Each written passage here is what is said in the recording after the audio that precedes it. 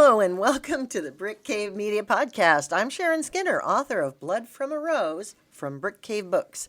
The Brick Cave Podcast is brought to you by the BC Book Club, Brick Cave Media's community portal for readers that love Brick Cave books and authors. You can join today and be a part of the Brick Cave story and family at Brick Cave Media's new website, brickcave.media. And my name is Bruce Davis. I'm the author of Silver Magic from Brick Cave Books. We're here tonight in the Brick Cave studio located in the Brick Cave office in beautiful downtown Mesa, Arizona. Hey, Bruce. Hey, Sharon. How are you? I am good. How are you? Good. It's good to see you. We've got our little list of topics here, and this one is near and dear to my heart, actually. Dear listeners, how can you help your favorite authors? Write reviews. Yeah. Post reviews. Talk to your friends about our books. Tell people about our books.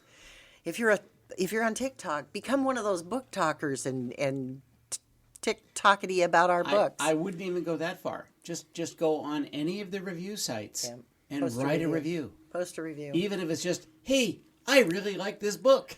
Yeah, you don't have to say a lot more. Right. Or hey, this author's pretty cool. I'll take it. Yeah. Any reviews help.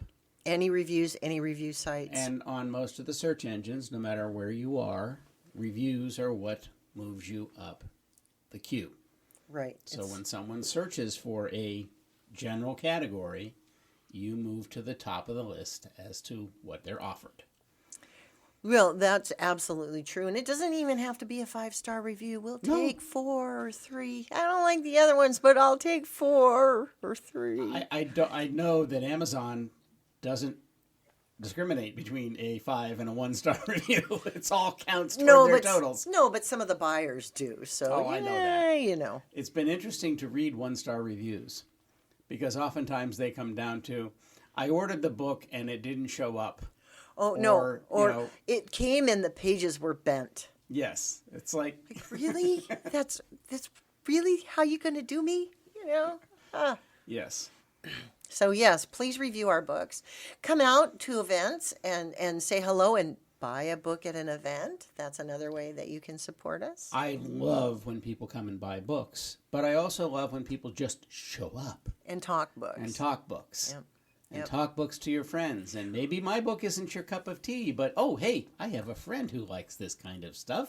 Right. I'll send them over. Or stand there, be talking to me about books, and when somebody comes over, say, hey, I liked this book. I get that. And I love when readers do that, when they're like, I really like that book. You'll really like that book, because then it comes from somebody other than me. And I don't have to pay people to do that, which is really nice. Yes, it's very nice. But yes, come and see us. We're going to be at Tucson Festival of Books coming up the first weekend of March. So do come out and see us and say hello. Oh, I would love that. I always enjoy that festival because there's always a very receptive crowd there. Yeah. People come up, and even if they don't like your book, they'll at least talk about books. Another way is to either jump on a Patreon if your author does Patreon or something of that nature. We have the BC Forum. We have the BC Book Club where just for a couple of bucks, I mean, you can actually join for free, but it's nice if you throw in a couple of bucks a month and then you get discounts and that kind of stuff, and you can come hang out and you can talk to us about books on the forums. That's always nice. Yeah. So...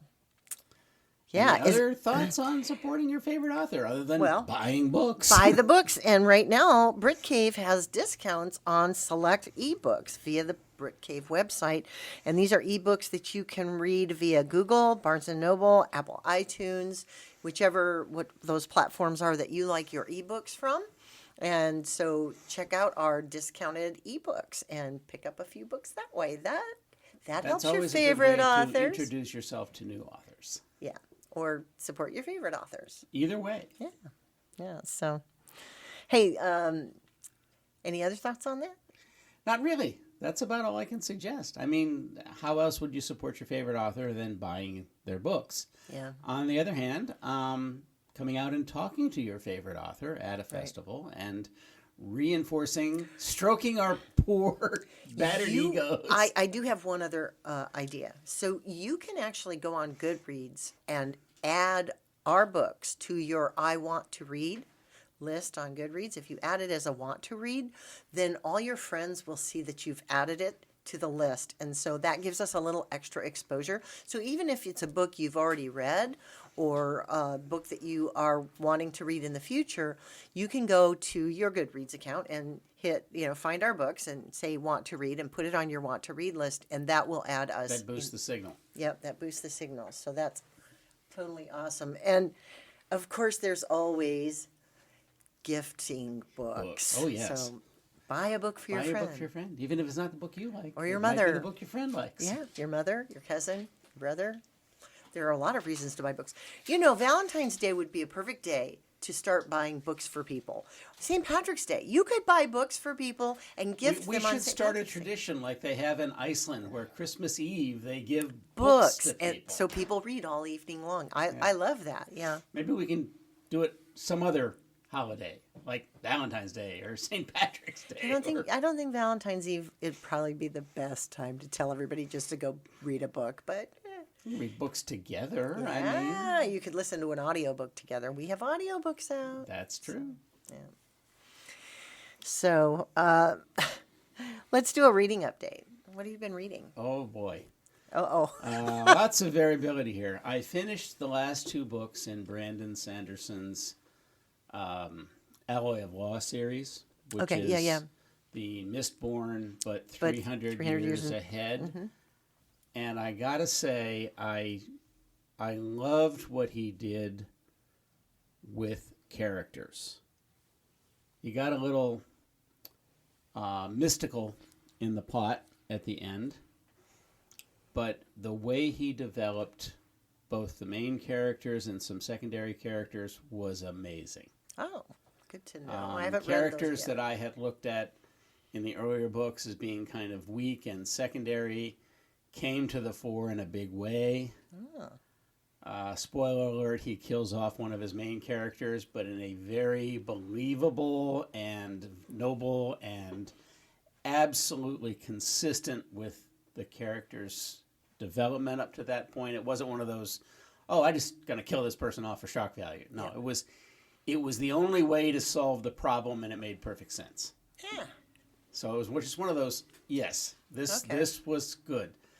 There's 4 books in the series. The first and the last are, I think, by far the best. The middle 2 are good, but are mostly carrying the story.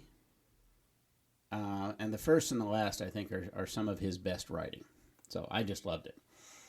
The other thing I'm almost done with is Up From Slavery by Booker T. Washington. Tremendously interesting. Probably would not fly today. Okay.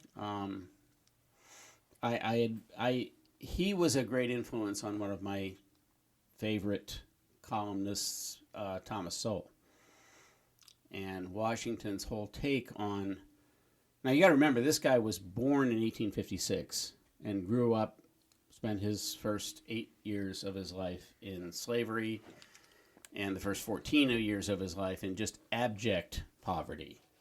Poverty that is like third world these days. We just can't imagine. Founded the Tuskegee Institute. Oh. From the ground up. Fell out with W.B. Du Bois over the proper place of black education. Washington firmly believed in trade-based education as a beginning, as a foundation. Book learning is fine, but learn a trade. And he made some good points that one of the fallouts of the slave system was to convince both the black man and the white man that manual labor was undignified. So once slaves became free, their whole purpose in getting an education was so they wouldn't have to do manual labor anymore. And at both the Hampton Institute, which was a school in Virginia where Washington got his basic education, and then at Tuskegee, what he called industrial education, basically trade education, was a required part of the curriculum. Yeah, you learn Greek and Latin, but you also learn how to make bricks. It makes sense, right? Oh, yeah, yeah. Du Bois did not agree with that approach. He thought we should be, that the black man should educate himself in the classics and become lawyers and doctors, and that was the way to further development. But Du Bois was born in Boston and, grew up a free man and went to Boston public schools. Right. Well, and there